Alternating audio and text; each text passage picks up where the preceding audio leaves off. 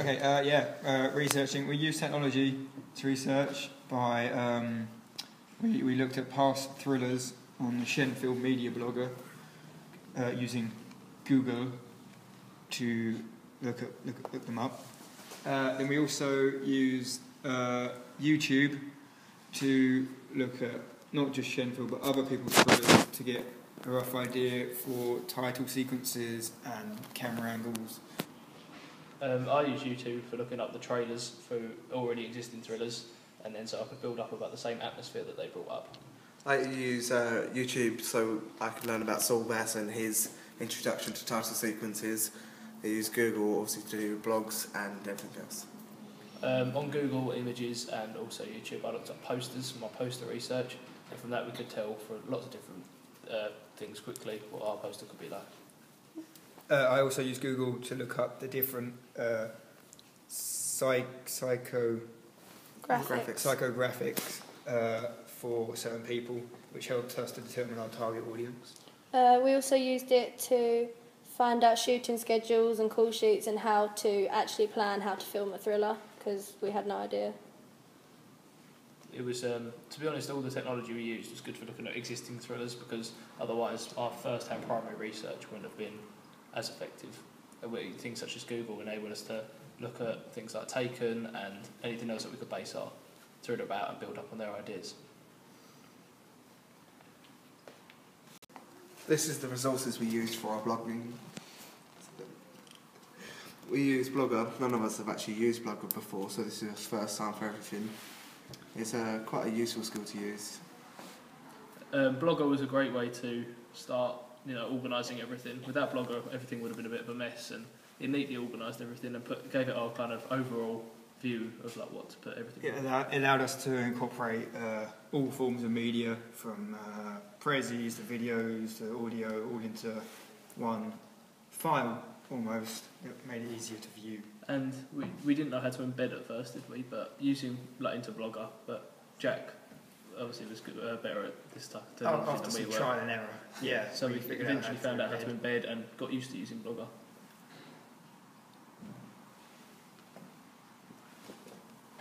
We're on SlideShare. Okay. Well, I use SlideShare to create and also embed a presentation at one point.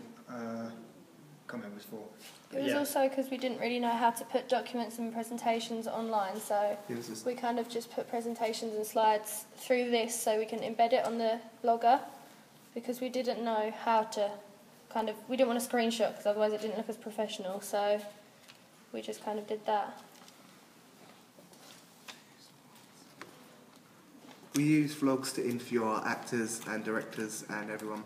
This was better than writing because made it more professional, made it look more real. We also was able to use vlogs for our focus group, I think. Yeah. Which also was useful in relaying back and. Yeah, by vlogging our focus group, we could also see like our target audience first hand, because even from a podcast, you can't see the age groups and what we needed to, we could portray by vlogging it. Yeah, it was easier as well because you had more freedom with the questions, so it wasn't just specific answers, and you could tell the person's actual reaction to it rather than formal writing.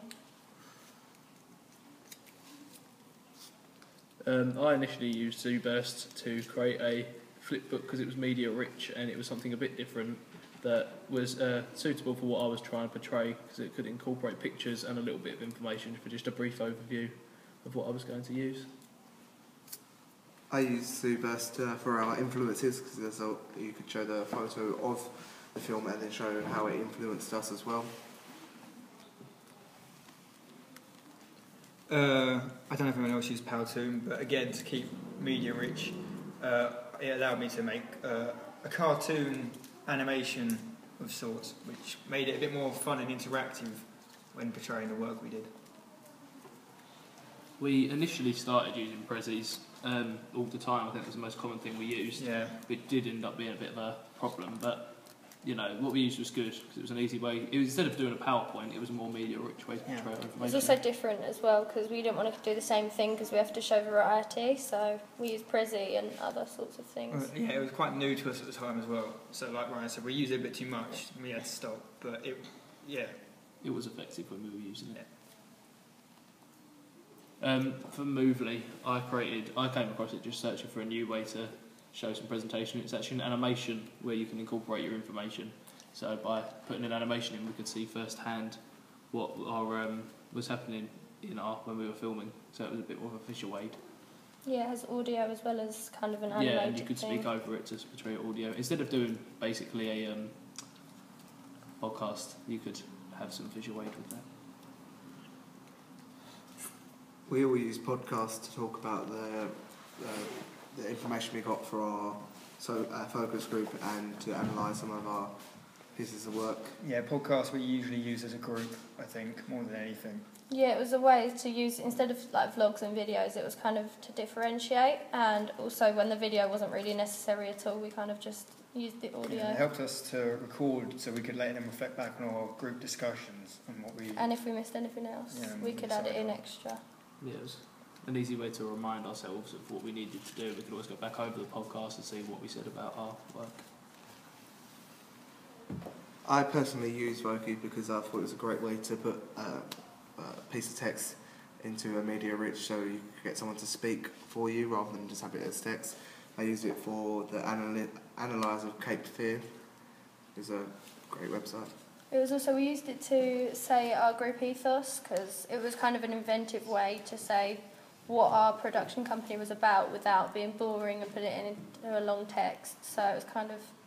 It was professional as well, wasn't it? Yeah, it still looked professional, and if you included the text underneath, it wasn't like there was anything that could have been missed out.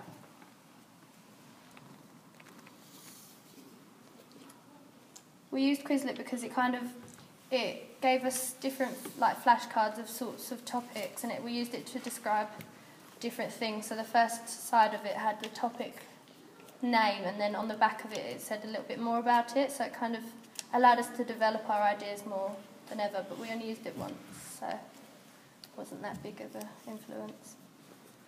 We used Wix because it was a way to create a unique marketing strategy, because everyone else did posters, but we wanted to be individual, so I used Wix, but it was difficult to embed it, so I had to screen grab it, but it was it was free, so it didn't have to cost us anything, and it allowed us to create a whole website just based on the film that we were making. It kind of made our company more real, didn't it? Stand out a bit more. Yeah, by having our own website. Yeah.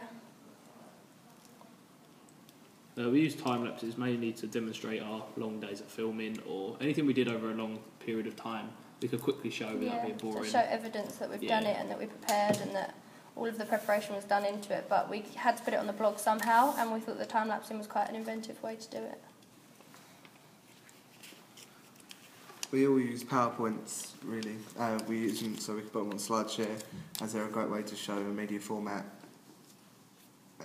Great way to... Yeah, they're quite simplistic, but easy to use, but effective form of media. Yeah, sometimes that's just the best way. Yeah, best way to demonstrate information. Screen grabs, screenshots. That's something I used quite a lot when in the first editing diary, I think, when it was the news report. It allowed me to give a visual example of what I was trying to explain and what I did and how I did it. Yeah, it's kind of easier than explaining it in full detail, because you can show it rather than trying to explain it and having difficulty in showing how you really did it. So it's a different way to do that.